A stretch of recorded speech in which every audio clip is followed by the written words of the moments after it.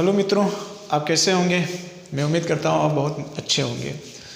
देखिए मित्रों, इसके पहले मैंने जो लाइव वीडियो बनाया था उसमें कुछ तकनीकी प्रॉब्लम होने की वजह से वो वीडियो डिलीट कर दिया गया, इसलिए अब ये जो वीडियो है लाइव नहीं है। हमारी टॉपिक वही होगी जो इसके पहले मैंने बनाया था कि जो सृष्टि है वह चालाकी से नहीं चलती है बल्कि संतुलन से चलती है, और इसका संबंध सत्य की खोज से भी है और पुनर्जन्म से भी है। इन पूरा समग्र रूप से इन तीनों बिंदुओं को मिलाकर हमको आज इस टॉपिक का अध्ययन करना है, ठीक है।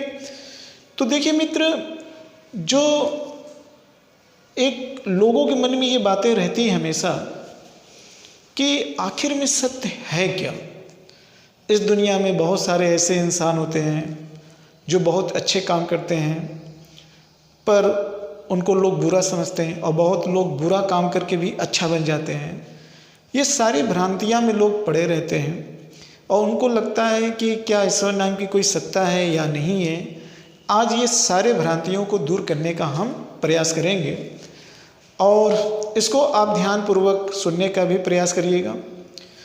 मैं समझता हूँ कि हमारे YouTube चैनल से जुड़े हुए कुछ ऐसे व्यक्ति हैं जो पढ़ भी रहे हैं और कुछ ऐसे भी व्यक्ति हैं जो पढ़ाई नहीं कर रहे हैं, यानी कि उनका शिक्षा से लेना देना नहीं है। लेकिन सत्य की खोज ये अक्सर सभी व्यक्तियों के ये मन में चलता है कि वास्तव में रियलिटी है क्या। तो आज उसी रियलिटी के बारे में हम यहाँ पे डिस्कशन करने वाले हैं। मैं अपनी बातों को तार्किक रूप से रखने का प्रयास करूँगा। यदि इसमें कोई कमी है तो आप बेशक रूप से क्वेश्चन करिएगा और अपनी बातों को तर्कपूर्वक रखने का प्रयास करिएगा। तो आइए हम पता करते हैं कि आखिर में सत्य की खोज कैसे करें। वास्तव में सत्य की खोज कैसे की जाए। अगर आपसे कहा जाए कि सत्य की खोज कैसे करेंगे या अपने मन में उठने वाले सवालों को कैसे दूर करेंगे, इन्हीं सारे सवालों को हमको दूर करने का प्रयास करना चाहिए और हद तक हम लोग देखेंगे आज इन सारे बिंदुओं को। देखिए मित्र, सत्य की खोज करने के लिए आपको इन सारे बिंदुओं पर विशेष रूप से ध्यान देना होगा। जैसे अगर हम बात करें कि स्वभाव, जी हाँ, स्वभाव क्या है, कर्म क्या है और इसके अलावा कर्तव्य क्या है। कर्तव्य के साथ साथ आपने नाम सुना होगा एथिक्स, एथिक्स क्या है, और फिर एथिक्स के साथ आपने एक शब्द और सुना है नैतिकता। ये नैतिकता क्या है।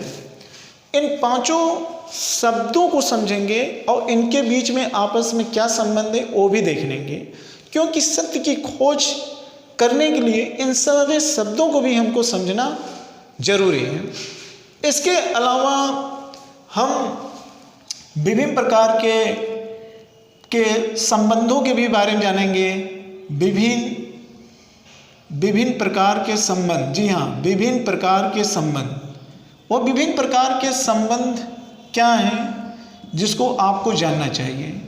जैसे विभिन्न प्रकार के संबंध में समाज और व्यक्ति के बीच में कैसा संबंध होना चाहिए, समाज और व्यक्ति के बीच में कैसा संबंध होना चाहिए, राज्य और व्यक्ति के बीच में कैसा संबंध होना चाहिए, राज्य और व्यक्ति के बीच में कैसा संबंध होना चाहिए।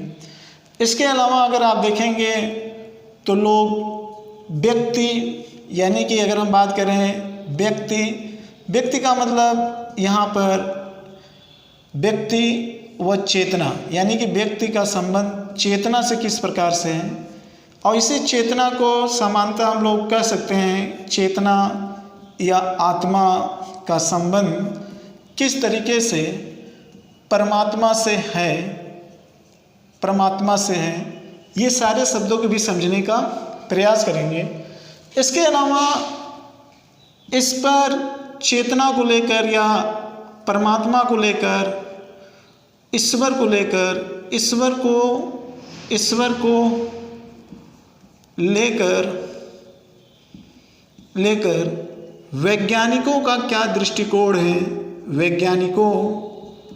वैज्ञानिकों का क्या दृष्टिकोण है, हम इस चीज़ को भी समझने का प्रयास करेंगे।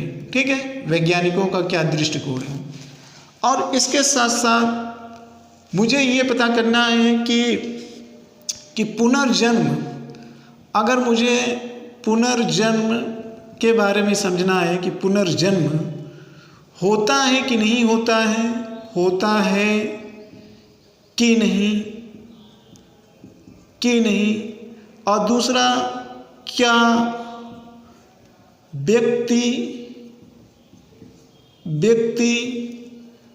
अपने कर्मों का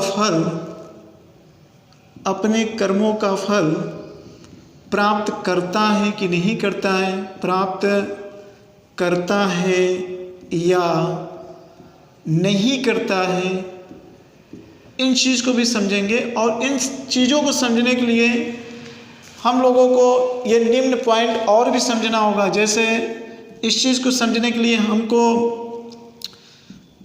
जैव भू रासायनिक क्रिया, जी हाँ, जैव भू रासायनिक क्रिया को भी समझना होगा, जैव भू रासायनिक क्रिया को समझना होगा। और इसके अलावा हमको थोड़ा से पृथ्वी के विश्व के जलवायु के भी बारे में समझना होगा। पृथ्वी के विश्व के जलवायु के प्रकार के बारे में जानना होगा।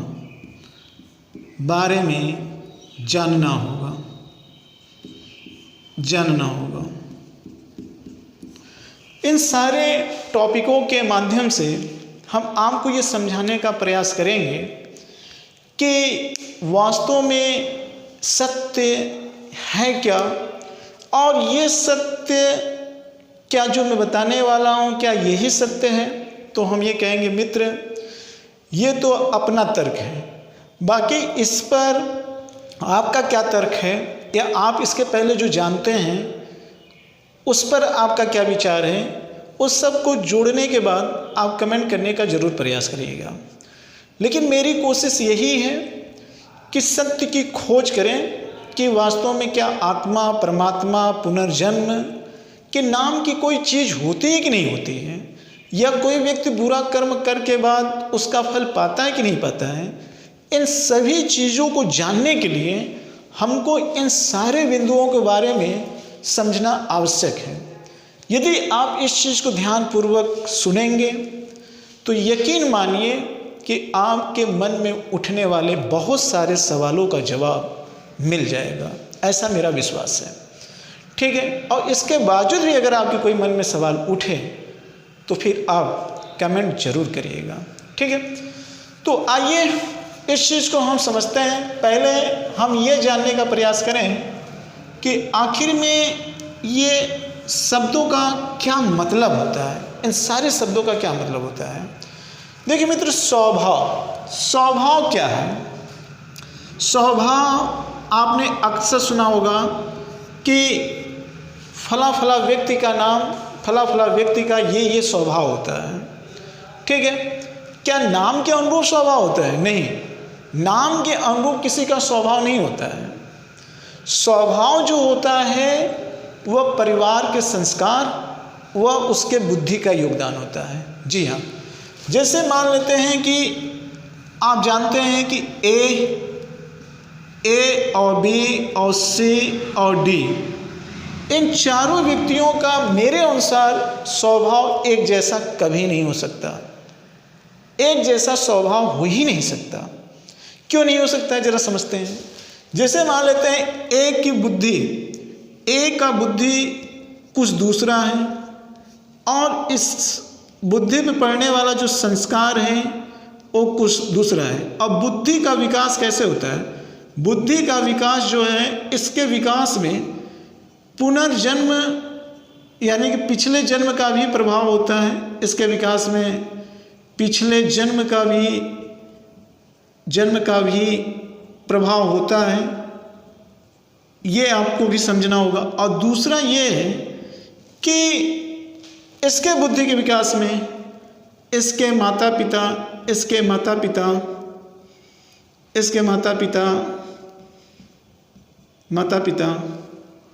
का भी प्रभाव होता है, जिसे आप कहते हैं आनुवंशिकता का लक्षण।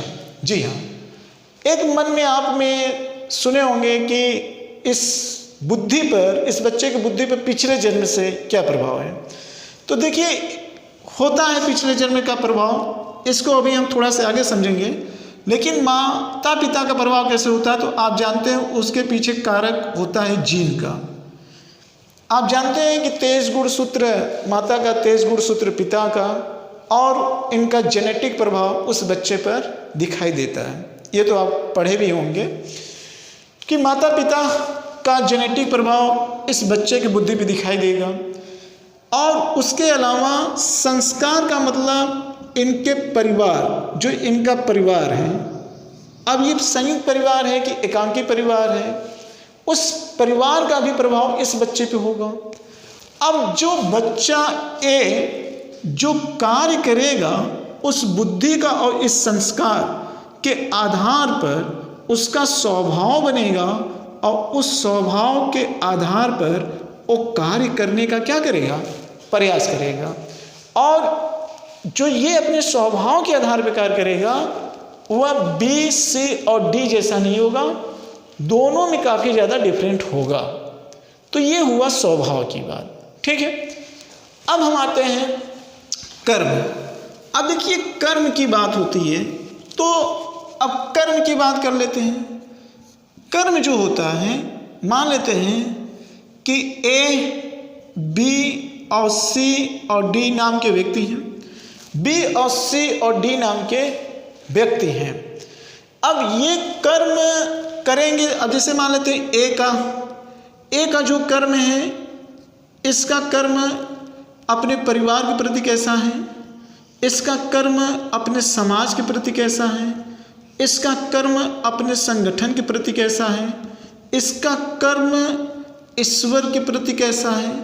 समझ रही नहीं, ये कर्म इसका किसके प्रति किस तरीके का है, ये भी है। इसका मतलब ये हुआ कि ये एक के दायित्व के बारे में यहाँ पर चर्चा की जा रही है, एक के दायित्व के बारे में यहाँ बताया जा रहा है, ठीक है। और मैंने जैसे कहा, जो व्यक्ति कर्म करता है वह ज़्यादातर किसके आधार पर करता है, अपने स्वभाव के आधार पर करता है, और इस स्वभाव पे प्रभाव उसके परिवार का और उसके बुद्धि का रहता है।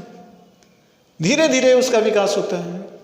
तो ये उसकी एक मौलिकता है, यही उसकी मौलिकता है। बाकी जैसे अगर वो कहीं व्यवहार और करता है तो उसका एक बनावटी स्ट्रक्चर होगा, लेकिन उसकी मौलिकता उसके स्वभाव से जानी जा सकेगी। किसी व्यक्ति की पहचान अगर आपको पहचानना है तो उसके स्वभाव से नहीं, बल्कि उसके मौलिकता से पहचानिए, उसके कर्म से नहीं बल्कि उसके स्वभाव से पहचानिए, क्योंकि उसका कर्म में स्वभाव छुपा होता है। कर्म में स्वभाव और प्लस बनावटी दोनों हो सकता है, लेकिन उसकी मौलिकता उसके स्वभाव में छुपी होती है। बात समझ में आ रही नहीं? क्लियर? अब देखिए, अगला जो हम लोग जिस पर डिस्कशन करने वाले हैं, वह डिस्कशन करने वाले कर्तव्य। अब कर्तव्य का मतलब यहाँ पे क्या हुआ? देखिए, अगर हम कर्तव्य की बात कर लेते हैं तो जैसे मान लेते हैं समाज में कई प्रकार के व्यक्ति होते हैं। अब यही एक व्यक्ति इन सभी लोगों से अपना संबंध बनाया है, सभी लोगों से अपना संबंध बनाया है। अब ये संबंध अपने परिवार से भी बनाया है, परिवार में, और ये संबंध संगठन, ये संबंध ये ईश्वर, और ये संबंध समाज को लेकर बनाए। और परिवार में भी कई तरीके के लोग हैं।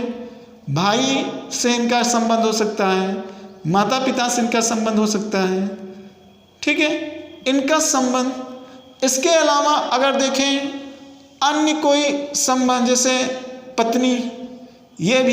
इसके अलावा देखें इष्टा संबंध जैसे प्रेमी या प्रेमिका, इन सब में भी अपना एक संबंध चलता रहता है। अब देखिए होता क्या है कि जब व्यक्ति इन सारे दायित्वों को लेकर चलता है, सारे दायित्वों को लेकर चलता है, ये उसका एक कर्म है, रिस्पॉन्सिबिलिटी है। संगठन का मतलब सबका अपना एक संगठन होता है और उस संगठन में जो उसको स्टेटस मिला रहता है उसके अकॉर्डिंग वो कार्य करता है। लेकिन कभी कभी व्यक्ति के सामने, उसके सामने चुनौतियां आती हैं। चुनौतियां इन कर्मों को लेकर हो सकती हैं। जैसे अगर इनमें से इनमें इनको चॉइस करना हुआ, या इनमें से इनमें इनको चॉइस करना हुआ, या इसमें हुआ, या तो इसमें हुआ, या तो फिर इनमें और इनमें बीच में हुआ, किसी से किसी के बीच में कर्म को लेकर चुनौतियां आ सकती हैं। यानी कि संबंधों में अंतर्द्वंद, किसको अधिक महत्व दिया जाए, किसको कम महत्व दिया जाए।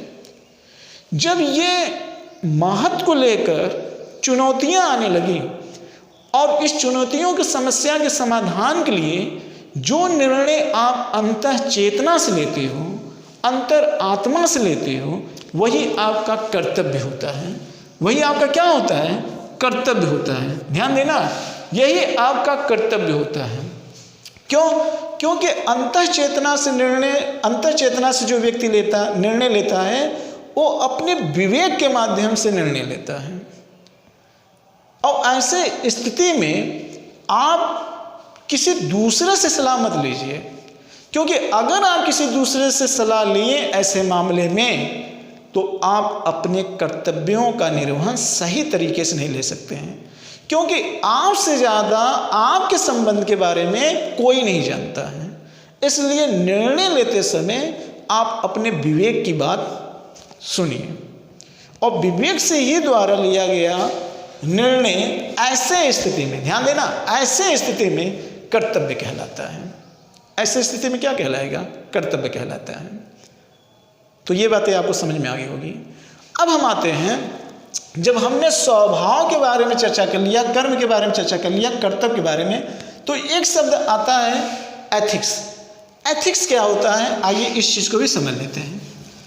देखिए मित्र, एथिक्स के बारे में अगर हम बात करें तो एथिक्स का मतलब एक तरीके से तार्किक रूप से बनाए गए नियम। जी हाँ, तार्किक रूप से किसी संगठन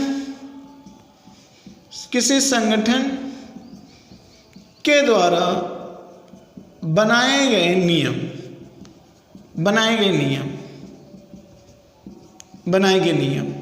अब जरा इस चीज़ को समझ लेते हैं।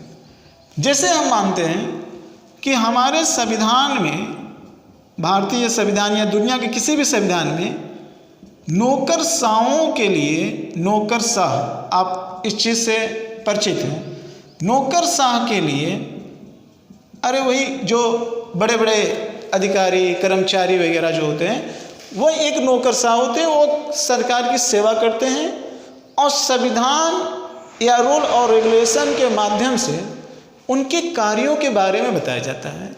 तो जो ए नाम का व्यक्ति है, वह जो संगठन में जो नियम एवं कानून बनाए गए हैं, उसे उसी नियम और कानून के द्वारा अपने कार्यों को संचालित करना होगा। अगर वो ऐसा करता है तो इसका मतलब ये है कि वह व्यक्ति एथिक्स है, यानी कि वह अपने दायित्वों को अपने संगठन के अनुसार पालन कर रहा है। लेकिन अगर नैतिकता की बात आती है तो नैतिकता का मतलब यहाँ पर यह है कि भारत में कई प्रकार के समाज हैं और समाज में रहने वाले कुछ अच्छे मूल्य हैं और कुछ बुरे मूल्य हैं। ध्यान से सुनिएगा, इस समाज में रहने वाले कुछ अच्छे मूल्य हैं और कुछ बुरे मूल्य हैं। ये दो प्रकार के मूल्य होते हैं। अब व्यक्ति अपने मूल्य के अकॉर्डिंग कार्य करने लगेगा तो वह एथिक्स का पालन नहीं कर पाएगा। ये ध्यान रखिएगा, क्योंकि जिस समाज में जो अच्छे मूल्य हैं वह उस संगठन के लिए अच्छे हो, यह आवश्यक नहीं है। यह आवश्यक नहीं है कि उस संगठन के लिए क्या हो, अच्छे हो। और समाज तो हर किसी भी राज्य में कई तरीके के समाज होते हैं, लेकिन नौकरशाहों के लिए तो एक ही रूल और नियम होना चाहिए। इसलिए जो व्यक्ति एथिक्स रूप से काम करेगा, वो नैतिकता के आधार पर काम करेगा, तो वो अच्छे रूप से उस संगठन में अपने कार्यों को अंजाम नहीं दे पाएगा। और साथ ही साथ इस प्रकार का व्यक्ति न तो स्वभाव और न कर्म के हिसाब से कार्य करेगा। बात समझ में आ रही नहीं आ रही? हाँ, अंतर्द्वंद की अगर स्थिति उत्पन्न हो रही है तो उस व्यक्ति का मन जिसको उचित लगे वही काम करे, तो वो कहलाएगा कर्तव्य। और कर्तव्य एक विवेकशील प्राणी का क्या है? लक्षण होता है। एक विवेकशील प्राणी का क्या होता है? लक्षण होता है। तो इन पांचों शब्दों को आप समझने का प्रयास करिएगा। अगर ये शब्द आप अच्छे तरीके से समझ लिए होंगे तो आपको समाज में रहने वाले विभिन्न प्रकार के व्यक्तियों के व्यक्तित्व के बारे में क्या होगा? पता चल जाएगा। ठीक है? और आप अपने आप को बैलेंस भी कर लेंगे। आइए अब हम आगे बढ़ते हैं। ये बात हो गई इन सारे शब्दों को लेकर, और इन शब्दों को आप समझने का प्रयास करिएगा, और ये आपके लिए बहुत ज़रूरी है। अब आते हैं विभिन्न प्रकार के संबंध। देखिए, इस चीज़ को समझने के लिए हमको पहले इतिहास में ही जाना होगा, क्योंकि ये सारी चीज़ें इतिहास से निकली हुई हैं। क्योंकि जो इतिहास है वो सभी विषयों की क्या है? जननी है। अब आप जानते हैं कि जो इतिहास में सभ्यता का दौर है, वो सभ्यता का दौर 5000 वर्षों से हम लेते हैं। 5000 वर्ष पूर्व हमारी सभ्यता का जन्म हो चुका था, और इस 5000 वर्ष से लेकर आज तक का जो व्यक्ति है वो काफ़ी ज़्यादा क्या हो गया है? विवेकशील हो गया। मान लेते हैं कि ये व्यक्ति बहुत ज़्यादा विवेकशील, यानी कि जाहिर सी बात है कि हमारी सभ्यता बहुत ज़्यादा विकसित हुई है, तो इसका मतलब ये हुआ कि विवेकशीलता की मात्रा भी बढ़ी है कंपैरिजन देन पीछे वाले समाज से। क्लियर? अब ये विवेकशीलता कैसे बढ़ी? अब आप जानते हैं इस 5000 वर्षों के बीच में हमेशा ये वाद और विवाद का विषय बना रहता था। वाद विवाद व संवाद का विषय बना रहता था कि आखिर में समाज और व्यक्ति में किसको ज़्यादा महत्व दिया जाए, राज्य और व्यक्ति में किसको ज़्यादा महत्व दिया जाए, व्यक्ति का संबंध चेतना से कैसे है या चेतना का संबंध परमात्मा से कैसे है। इन सारे विषयों को लेकर विवाद का विषय बना हुआ था, और ये रुका नहीं है। ये आज भी वाद विवाद और संवाद के तरफ आगे बढ़ता चला जा रहा है। क्यों आगे बढ़ता चला जा रहा है? क्योंकि समय के हिसाब से चीज़ें परिवर्तित होती रहती हैं, और वो कभी पहले बनाई गई अवस्था पूरी तरीके से पूरी नहीं होती है। और इंसान अभी इतना ज़्यादा विवेकशील नहीं हुआ है कि उसके द्वारा बनाई गई एक प्रकार की सामाजिक व्यवस्था और लंबे समयों तक, कई दिनों तक रहे। इसी तरीके से आत्मा और चेतना पर भी विभिन्न प्रकार के डिबेट हुए। भारत में बहुत सारे ऐसे हमारे के यहाँ दार्शनिक हुए, महात्मा बुद्ध, महावीर स्वामी, शंकराचार्य, स्वामी विवेकानंद, और बहुत सारे ऐसे भक्ति आंदोलन के समय बहुत सारे ऐसे हैं, गुप्त काल के समय बहुत सारे ऐसे महापुरुष धार्मिक आए जो आत्मा और परमात्मा को लेकर अपनी अपने तरीके से, अपने अपने ढंग से अपनी अपनी बातें कहीं, जिसमें कुछ लोग अद्वैतवाद, अद्वैतवाद, विशिष्ट द्वैतवाद, शुद्ध द्वैतवाद, इस तरीके की अवधारणाओं के आधार पर कहीं न कहीं आत्मा और परमात्मा से संबंध स्थापित करने का प्रयास किया। केवल इतना ही नहीं, पश्चिमी देशों में भी यही प्रक्रिया चल रही थी। सुकरात है, अरस्तु है, प्लेटो है, स्पिनोजा है, डेकार्ट हैं, एमैनुअल कांट हैं, हीगल है। इस तरीके से अगर आप देखेंगे तो पश्चिमी देशों में भी बहुत सारे फिलोसफर हैं जो अलग अलग तरीके से डिफाइन किए हैं कि आत्मा और परमात्मा के बीच में कैसे संबंध होना चाहिए। ठीक इसी तरीके से दुनिया के देशों में राज्य किस तरीके से होना चाहिए, यानी कि राज्य को अधिक पावर दिया जाना चाहिए कि व्यक्ति को अधिक स्वतंत्रता दिया जाना चाहिए, या उसको इतना पावर और व्यक्ति को उतना ही स्वतंत्रता दिया जाना चाहिए जिससे कि समाज में संतुलन बना रहे। इस पर भी बहुत सारे राजनीतिक विचारक आए। आपने नाम सुना होगा, मार्क्स का नाम आता है, हीगल का नाम आता है, प्लेटो का नाम आता है, अरस्तु का नाम आता है, सुकरात का नाम आता है, मैकियावेली का नाम आता है, मॉन्टेस्क्यू का नाम आता है। इसी तरीके से विभिन्न प्रकार के हॉब्स, लॉक, रूसो, इन जैसे सारे राजनीतिक विचारकों का नाम आता है। और समाज और व्यक्ति को लेकर विभिन्न तरह के विचारकों का नाम आता है। आपने इमानुएल दुर्खेम का नाम सुना होगा, ऑगस्ट कॉम्टे का नाम सुना होगा, मैक्स वेबर का नाम सुना होगा, कार्ल मार्क्स का नाम सुना होगा, मर्टन का नाम सुना होगा, टालकट पार्सन्स का नाम सुना होगा। तमाम प्रकार के ऐसे समाज शास्त्री आते हैं जो समाज और व्यक्ति के बीच के संबंध को लेकर बताने का प्रयास करते हैं। समाज में परिवर्तन होने के कारणों को लेकर लोगों की अपनी अपनी राय है। क्यों? क्योंकि वह अपने बौद्धिकता और उस समय के घटने वाली घटनाओं के आधार पर वह अपने विचार गढ़ते हैं, और अगला आता है तो उसमें कुछ उनकी बातों को स्वीकार करते हुए बाकी बातों को अस्वीकार कर देता है। क्लियर? तो ये एक विवेकशील प्राणी का क्या है, गुण है, और वो इसलिए लाता है कि ताकि समाज को संगठित बनाए रखा जाए। और हद तक जो जो विचारक जो बातें कहे गए हैं उसमें काफ़ी ज़्यादा सत्यता भी देखने को मिलती है। आज भी उनकी बातें प्रासंगिक हैं। जो बातें हुआ आज से 2000 वर्ष पहले या हजारों वर्ष पहले या वर्षों पहले उन्होंने बातें कह दी, आज भी काफ़ी ज़्यादा वो प्रासंगिक हैं। बट उस समय के दौरान लोगों ने एक्सेप्ट नहीं किया था। जैसे गैलीलियो की बात कर लो, गैलीलियो ने क्या कहा था? गैलीलियो ने यह कहा था कि सूर्य केंद्र में है, पृथ्वी उसका चक्कर लगाती है। जबकि उस समय के धर्म की मान्यता ये थी कि नहीं, पृथ्वी केंद्र में है, सूर्य पृथ्वी के चक्कर लगाती थी। और गैलीलियो जब इस बात को बोला तो उसको नज़रबंद कर दिया गया और उसको अपने द्वारा बोले गए सत्य को झुठलाया गया कि तुमने बहुत बड़ा पाप किया है, अगर इस बात को जनता के सामने स्वीकार नहीं करोगे तो तुम्हें मृत्युदंड मिलेगा। ऐसे बहुत सारे विचारकों के साथ हुआ है जो अपने वैज्ञानिक दृष्टिकोण को सही तरीके से नहीं रख पाते थे। क्यों? क्योंकि सारी सृष्टि का रचना लोग ईश्वर को मानते थे।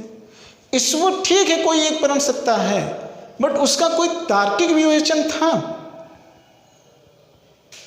कि जो आपने गढ़ दिया, क्योंकि ईश्वर ने वो चीज को नहीं गढ़ा है कि ईश्वर ने कहा था कि सूर्य पृथ्वी का चक्कर लगाती है। ईश्वर तो थोड़ी नहीं कहा था। हाँ, इन सब के पीछे घटना ईश्वर को हो तो ये तो ठीक है, लेकिन कोई अपने विचारों के माध्यम से तर्क से ये प्रस्तुत कर दे और आप उसको झुठला दो, तो ये किस प्रकार का न्याय है? बात समझ में आ रही है? तो लोग इस तरीके से अपनी अपनी बातें को रखें। तो इसी में एक नाम आता है। अब इस चीज को जरा हम समझने का प्रयास करेंगे। देखिए, इसमें जो वैज्ञानिक ईश्वर को लेकर वैज्ञानिक का दृष्टिकोण, लोग कहते हैं कि ईश्वर, ये लोग जो वैज्ञानिक, काफ़ी वैज्ञानिक की अवधारणा है, जैसे कैप्टन हॉकिंस, आइंस्टीन, तमाम प्रकार के ऐसे वैज्ञानिक लोग हैं जो ये कहते हैं कि नहीं, गॉड नाम की चीज़ तो नहीं है, ये सारी घटना जो है ये एक भौतिक प्रक्रिया के द्वारा घटित हुई है। जैसे उन्होंने एग्जाम्पल देने का प्रयास किया कि भाई अगर ये नदी है तो नदी कहाँ से आई होगी? नदी जाहिर सी बात है कि ये वर्षा से आई होगी। वर्षा कैसे आया? बादल से आया। जरा सुनिए, वर्षा बादल से आया, बादल कैसे बना? वाष्प से बना, और वाष्प कैसे बना? तो सूर्य के ताप से। तो सूर्य में ऊर्जा कहाँ से आए? तो आप कहेंगे हाइड्रोजन आपस में क्रिया करके नाभिक की संलयन के द्वारा आई। तो सूर्य कैसे बना? तो आप कहेंगे कि ब्रह्मांड के विस्फोट से बना। ब्रह्मांड में विस्फोट कैसे हुआ? तो आप कहेंगे कि ये संघनित हुआ। ये तमाम प्रकार के एग्जाम्पल, कार्य और कारण के पीछे आप जो बताएं उसके पीछे एक भौतिक परिवर्तन कारण इन्होंने बताया। तो इस परिवर्तन के कारण इन्होंने कहा कि ये एक प्रक्रिया मात्र है, एक संयोग प्रक्रिया, एक भौतिक परिवर्तन प्रक्रिया है, इसमें कहीं गॉड नहीं दिखाई दे रहा है। क्लियर? बट मेरा मानना है कि इन सारे परिवर्तन के पीछे कोई तो एक शक्ति है जिसे हम गॉड कहेंगे, और किन आधारों पे कहेंगे वो अभी हम आपको बता रहे हैं। देखिए, ये मेरा अपना तर्क है, आपका कुछ अपना तर्क हो सकता है, दूसरे का कुछ दूसरा तर्क हो सकता है, लेकिन मेरा मानना है कि ईश्वर नाम की शक्ति है। कोई ऐसा विवेकशील महापुरुष है जो ये पूरी सृष्टि को क्या कर रहे हैं, संचालित कर रहे हैं। आप सोच रहे होंगे क्या आप देखे हैं, तो मैं कहूंगा कि आप बहुत सारे ऐसी चीजें नहीं देखे हैं जो आप नहीं जानते हैं। तो क्या नहीं है वो? तो वो भी तो है। सबसे बड़ी चीज है कि तर्क के माध्यम से सिद्ध करिए। आप भी तर्क के माध्यम से सिद्ध करिए कि नहीं है। अब जैसे हम तर्क के माध्यम से सिद्ध कर रहे हैं कि नहीं, विवेकशील प्राणी नाम के कोई ऐसे महापुरुष हैं जिसके आधार पर ये सारी सृष्टि चल रही है, वो हम कैसे सिद्ध कर रहे हैं आप उसको देखिए। अगर आपको अच्छा लगे तो ठीक है, कमेंट करिएगा। अगर आपको बुरा लग रहा है तब भी कमेंट करिएगा लॉजिक के साथ। अगर कोई मन में प्रश्न है तब भी पूछने का प्रयास करिएगा। अब देखिए, अगर आप ये मानते हैं कि अगर हम मनुष्य की बात कर लें, ठीक है, अगर हम मनुष्य की बात करें, अगर मनुष्य की बात करें तो आज जो मेरा समाज बना है, आज का जो समाज बना है, आज का जो राज्य बना है, इस समाज और राज्य को बनाने के लिए मनुष्य लगातार 5000 वर्षों से प्रयास कर रहा है। 5000 वर्षों के प्रयास के परिणाम स्वरूप आज इस तरीके का समाज बना हुआ है। और ये जो समाज आज का बना हुआ है वो व्यक्ति के विवेक पर ही तो बना है, व्यक्ति के विवेक पर भी बना है, विवेक पर बना है। और क्यों व्यक्ति के विवेक पर बना हुआ है? ये क्यों बना रहा है कि ताकि संतुलन हो, ताकि क्या हो, संतुलन हो।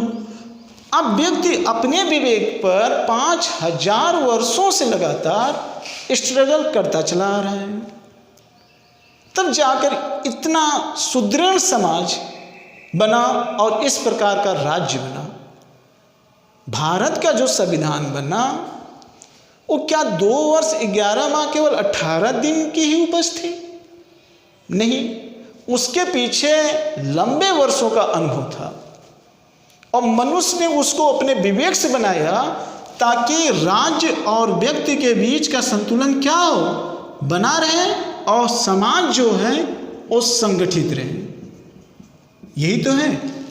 बाकी देशों ने भी ऐसा किया। और फिर क्या ये जो नियम बना दिए एक बार, क्या उसमें परिवर्तन नहीं किए? क्यों नहीं? इसमें परिवर्तन बहुत बार हुए। 127 के लगभग संविधान संशोधन हो गए अब तक। लेकिन हाँ, मनुष्य के पास तो इतना दिमाग है कि क्या परिवर्तन किया जाए और क्या नहीं किया जाए। लेकिन इतना दिमाग नहीं है कि एक बार उसने जो बना दिया और लगभग 100 वर्षों तक बना रहे एक जैसा। अगर 100 वर्षों तक जैसा बना रहे तो उसके अंदर दूरदर्शिता होनी चाहिए और दूरदर्शिता के लिए अधिक विवेक होना चाहिए। बात को समझिए। तो इसका मतलब ये हुआ कि इतना बड़ा ब्रह्मांड, इतना बड़ा जो ब्रह्मांड है, जो सृष्टि है इतना बड़ा, इस सृष्टि को जिसने बनाया है उसमें भी तो संतुलन है। और जो इतने संतुलित तरीके से बनाया है उसके भी पास क्या है? विवेक होगा। उसके भी पास क्या होगा? विवेक होगा। उसके पास क्या होगा? विवेक तो होगा। आप इतने वर्षों में इतनी बार नियम कानून बनाए और परिवर्तन किए, और जो इतने लंबे समयों के बाद बनाया है और उसमें संतुलन आज भी बना हुआ है और लंबे समयों तक संतुलन बना रहता है, तो इसका मतलब ये हुआ कि आपके विवेक की अपेक्षा उसका विवेक कई गुना अधिक है। वो महाविवेकशील प्राणी है। तो इस विवेक के आधार पर हम ये कह सकते हैं कि कोई तो परम सत्ता है, कोई परम सत्ता है, और जो परम सत्ता है वही सुपर नेचुरल पावर है जिसे हम गॉड कहते हैं। कि उनके द्वारा ये सारी सृष्टि चलती है। तो इस माध्यम से जो मैंने तर्क यहाँ पे प्रस्तुत किया, मैं समझता हूं कि ये आपको समझ में आ गया होगा। क्लियर? इतनी बातें तो समझ में आ गई होगी। अब इसके अलावा आइए हम आगे देखते हैं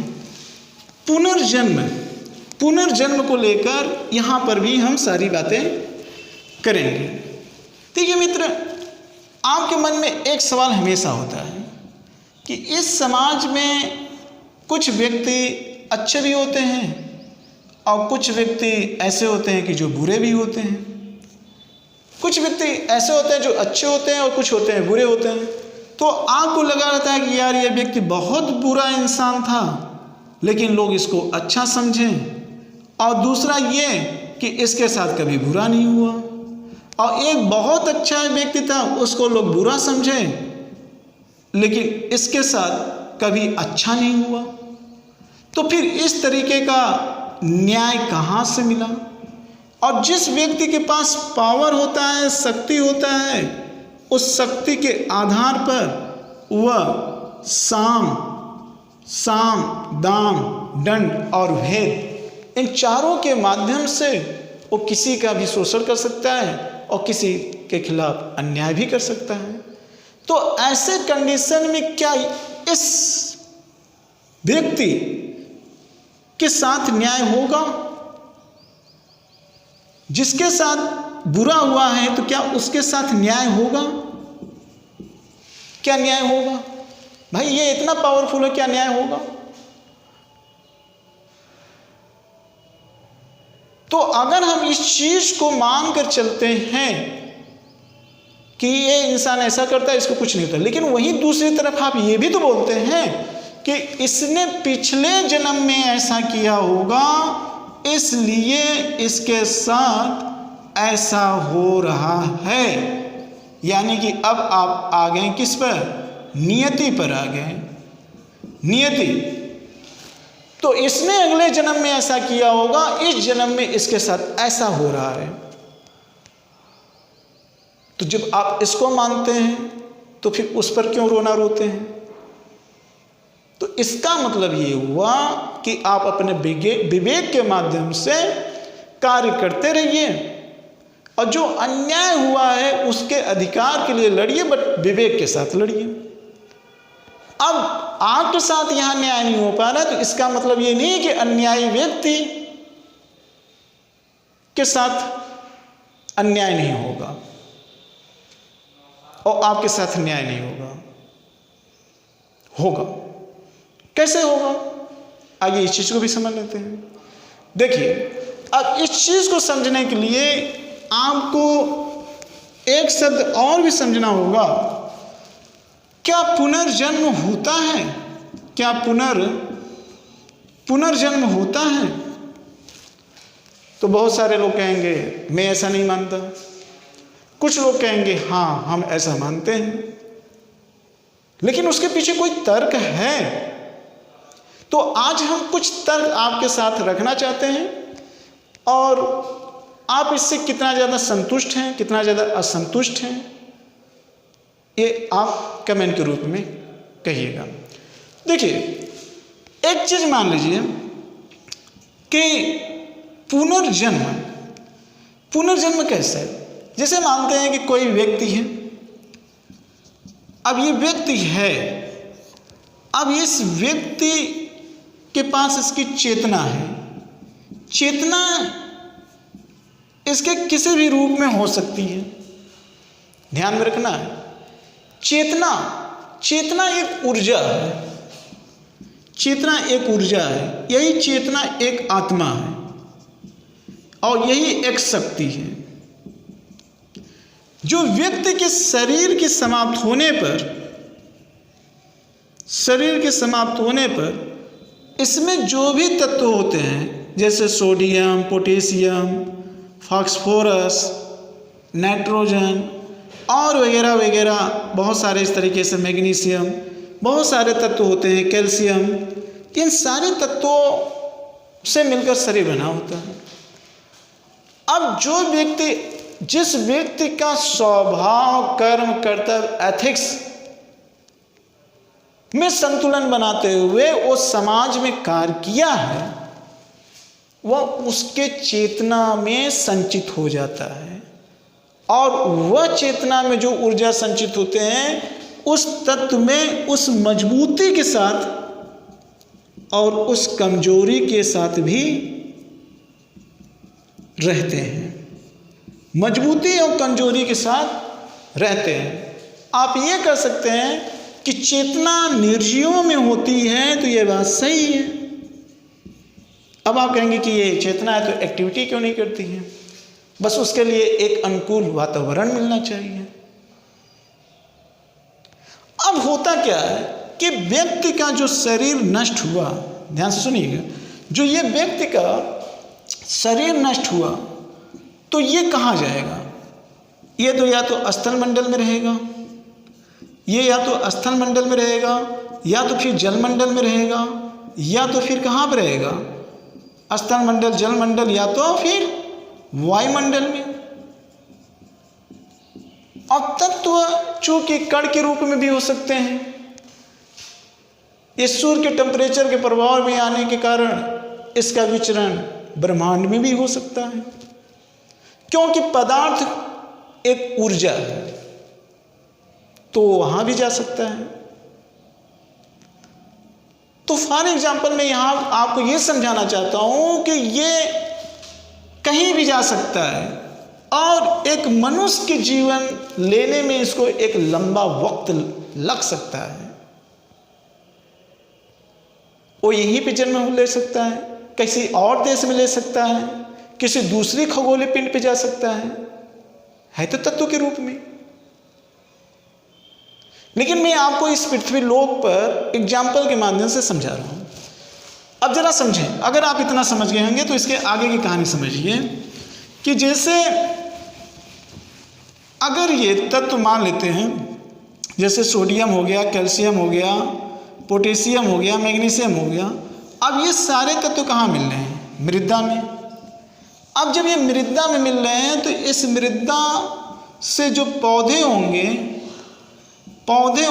वो प्रकाश संश्लेषण की क्रिया में, प्रकाश संश्लेषण की क्रिया में ये पौधे के पत्तियों में आ जाएंगे, और इस पौधे की पत्तियों के साथ साथ इस पौधे के फल में भी आ सकते हैं। अब आपने नाम सुना होगा एक पारिस्थितिकी तंत्र में शब्द खाद्य श्रृंखला, और एक शब्द आपने सुना होगा खाद्य जाल।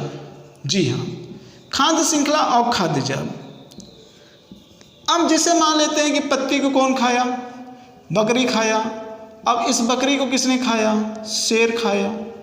इसी तरीके से इस पत्ती को और किसने खा सकता है? कोई कीड़ा खाया। कीड़ा को किसने खाया? छिपकली खाया। छिपकली को कौन खाया? बिल्ली खाया, चूहा खाया। अब इस तरीके से आप समझ रहे होंगे कि एक इकोसिस्टम है, एक दूसरे का कोई यहाँ पे भोजन बना हुआ है। अब ये जो तत्व हैं वो तत्व मृदा में गए, मृदा से पौधे में गए और पत्ती और फल में गए, और यही एट लास्ट में जब अगर इंसान खा रहा है तो ये तत्व तो इंसान में भी आ गया, और इसी नाइट्रोजन वेस से जीन का निर्माण हो गया, और यही जीन एक बच्चे के रूप में आता है। यही जीन एक बच्चे के रूप में आता है। तब वो ये कहता है कि कुछ पिछले जन्म में अच्छा कर्म किया होगा, इसलिए इसकी ज़िंदगी इस तरीके से हुई। और कुछ लोग कहते हैं कि पिछले जन्म में इस तरीके से कर्म किया होगा, इसलिए ये इस ज़िंदगी में जन्म लिया। बात समझ में आ रही नहीं आ रही? देखिए, ये एक तर्क है, इसका कोई प्रमाण दिया जा सकता है? अगर इस चीज़ को साइंस पता कर ले कि इंसान के मरने के बाद ये सोडियम कहाँ जा रहा है, ये सोडियम कहाँ जा रहा है, तो अब ये तो कहीं भी जा सकता है। जैसे अगर आप देखें, अगर मृदा में कोई चीज़ है तो कुछ तो वहीं पर आ गए, लेकिन कुछ का क्या हो गया? अप्रदन हो गया, कुछ का अप्रदन हो गया, और कुछ का क्या हो गया? अपक्षय हो गया।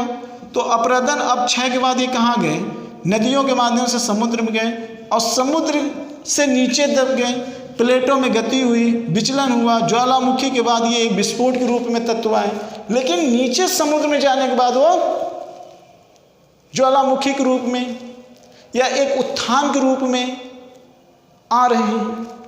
अब इसमें कई वर्ष भी लग सकते हैं और तुरंत भी ये जन्म हो सकता है।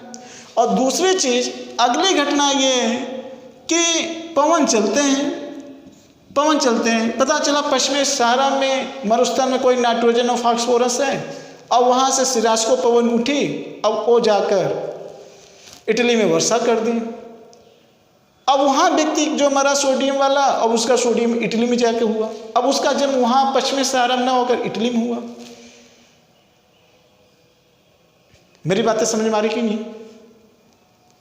इस रूप में ट्रांसफर होता रहता है।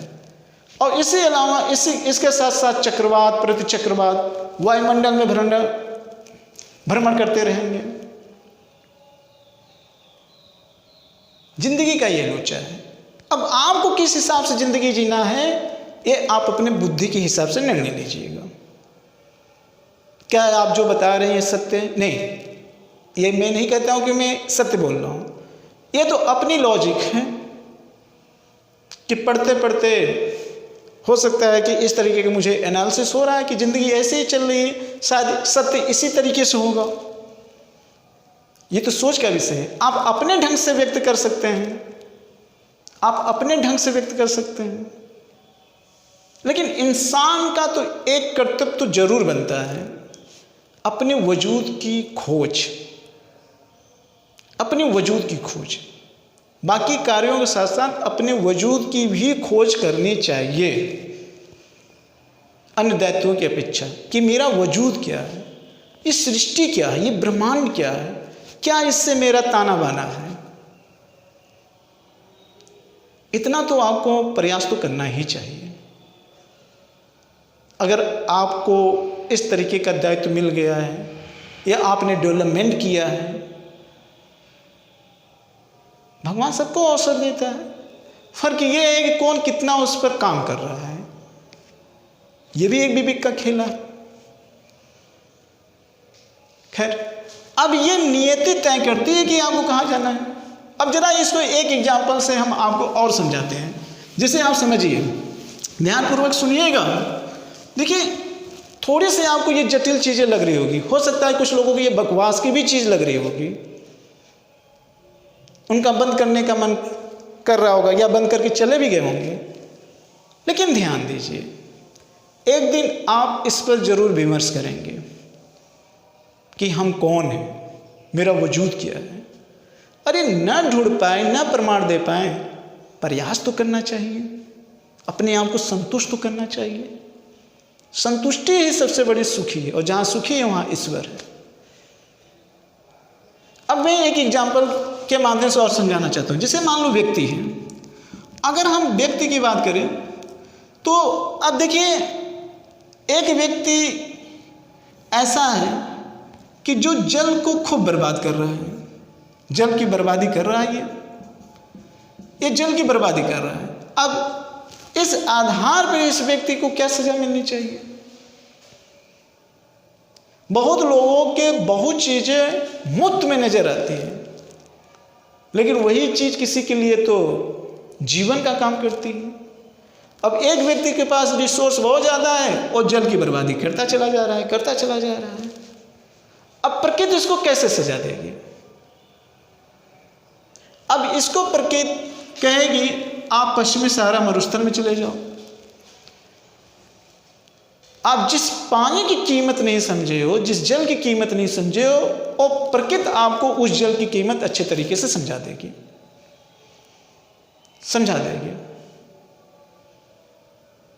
यकीनन समझा देगी। हर जगह हर चीज का महत्व होता है। अब कुछ देश में जल की कीमत बहुत ज्यादा है। अब जैसे पेट्रोलियम, अब ये मान के चलो कि यहाँ पे पेट्रोल अधिक हो जाए और यहाँ जल है, तो इसके लिए गोली नहीं चलेगी, लेकिन पेट्रोल के लिए गोली जरूर चल जाएगी। और पश्चिमी सहारा में अगर आप चल जाएंगे तो वहाँ पेट्रोल के लिए लोग लड़ाई नहीं करेंगे, वहाँ जल के लिए लड़ाई करेंगे। क्यों? क्योंकि वो उसके भूखे हैं। और इतना भूखा इसलिए है क्योंकि उन्होंने उस समय उसकी कीमत नहीं समझी थी। तो प्रकृति इस चीज का एहसास दिलाती है कि हर चीज की कीमत समझनी चाहिए, हर चीज की कीमत समझनी चाहिए।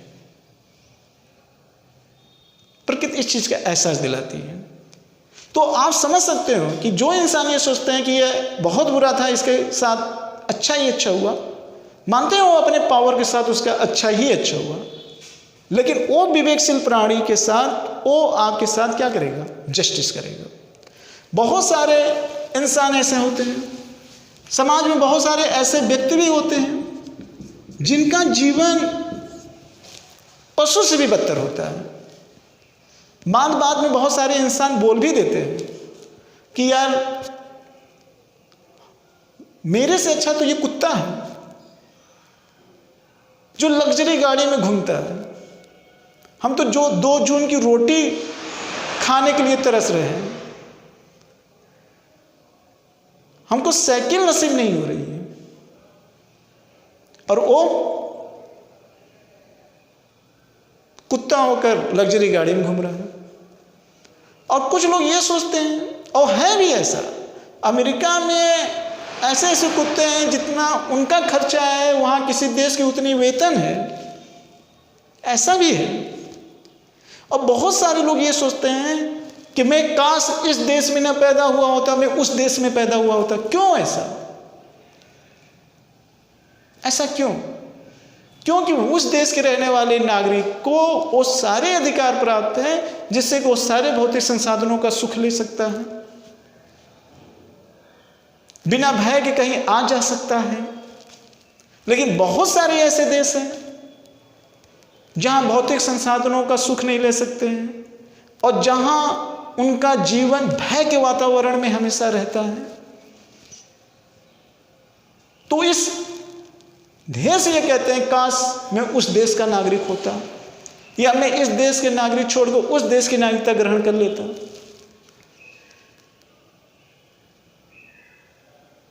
तो जो आप काश लगाते हो, ये काश ही तो ऊपर की सत्ता है। अब आपके मन में ये सवाल उठ रहा होगा कि सर इस आधार पे क्या हम भाग्यवादी बन जाएंगे? नहीं, मैं भाग्यवादी की बात नहीं कर रहा हूं, मैं बात कर्तव्य व कर्म की ही कर रहा हूं। क्योंकि जो आपका नसीब है ना, ये नसीब नियति ने लिखा है, और नियति कोई नहीं है, नियति वही सुपर नेचुरल पावर, विवेक, महाविवेकशील प्राणी यानी कि गॉड, उनके द्वारा लिखी गई है। और उन्होंने कैसे लिखा आपकी नसीब, इसके पीछे आपका कर्म तो ही है। कुछ लोग एक जन्म में बहुत कर्म करके कुछ नहीं प्राप्त कर पाते, थोड़ा प्राप्त करते हैं, और कुछ लोग थोड़ा ही कर्म करके बहुत कुछ प्राप्त कर लेते हैं। और बहुत कुछ जिसको आप समझते हो कि वो बंदा बहुत कुछ प्राप्त कर लिया है, वो किसी की नज़र में बहुत कम है, और जिसको आप बहुत कम समझते हो वो किसी की नज़र में बहुत ज़्यादा है। ये विवेक हमारे 2 दृष्टि के अलावा एक दृष्टि और है जिसे हम तीसरी दृष्टि कहते हैं। नजरिया है देखने का कि आप किस दृष्टिकोण से देखते हो, किसी को किस दृष्टिकोण से देखते हो।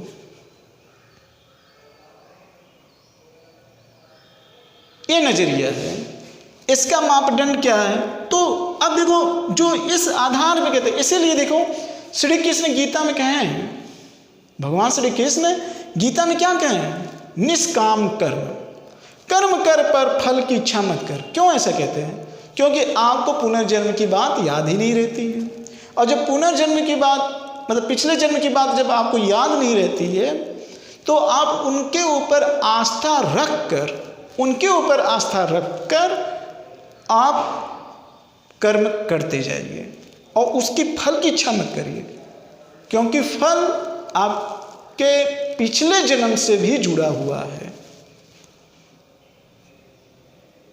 और आप कहेंगे कि पुनर्जन्म में सारी बातें मुझे याद आ जाएं, तो वो आप उसका बजट नहीं बना सकते हैं। बजट का लेखा जोखा वो बहुत विवेकशील प्राणी जो होगा वही बना पाएगा। जैसे हम लोग कहते हैं ना, नियंत्रक महालेखा परीक्षक संविधान में सबसे बड़ा एक अधिकारी पद है नियंत्रक महालेखा परीक्षक, क्योंकि इतने बड़े लेखा जोखा करता है। तो उतनी मेमोरी कहाँ है? इसलिए बस सीधा अपने दिमाग में कॉन्सेप्ट बना लीजिए, कर्म कर फल की इच्छा मत कर, निरंतर लगे रहिए आप। लेकिन क्या आप इसको नियति मानकर बैठ जाइए कि नहीं हम फल कर्म करते रहे? नहीं, मैंने कहा कर्म में आप सफलता के सारे प्रयास करिए, नहीं मिल रहा है तो वो कभी बेकार नहीं होगा, वो कभी नहीं बेकार होगा, वो कभी बेकार नहीं होगा। ये तो सोचने का विमर्श है।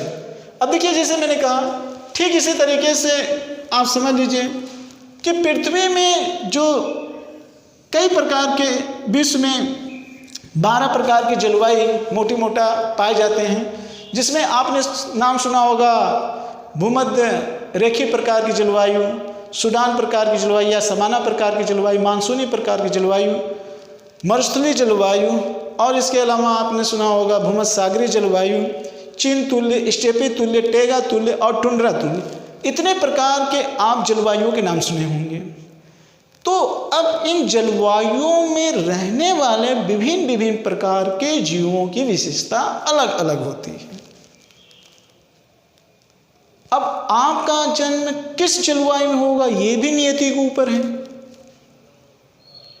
जैसा आपने नाम सुना चक्रवात, प्रतिचक्रवात, कौन तत्व कहाँ जा रहा है, कहाँ गिर रहा है, किस पौधे के बाद, और उसका भक्षण कौन कर रहा है, और उसके माध्यम से वो किस योनि में जा रहा है। इतनी दृष्टि मानव के पास है। अगर जिस दिन इतनी दृष्टि कोई साइंस टेक्नोलॉजी ढूंढ लिया, उस दिन गॉड के भी बारे में पता चल जाएगा। तो मुझे लगता है बड़ा मुश्किल का काम है। हाँ, हद तक लॉजिक तरीके से, तार्किक रूप के माध्यम से उसके करीब करीब करीब करीब पहुंचने का लोग प्रयास करते रहे। ये बात अलग है कि धर्म में लिखी गई बहुत सारे बातें अंधविश्वास साबित हुई, लेकिन हम इस आधार पे ये भी नहीं कह सकते हैं कि ईश्वर नहीं है, क्योंकि आप धर्म में लिखी हुई बातों को, मूल्यों को खारिज किया वैज्ञानिक दृष्टिकोण से। तो वैज्ञानिक दृष्टिकोण से आप ये सिद्ध करिए कि ईश्वर नहीं है।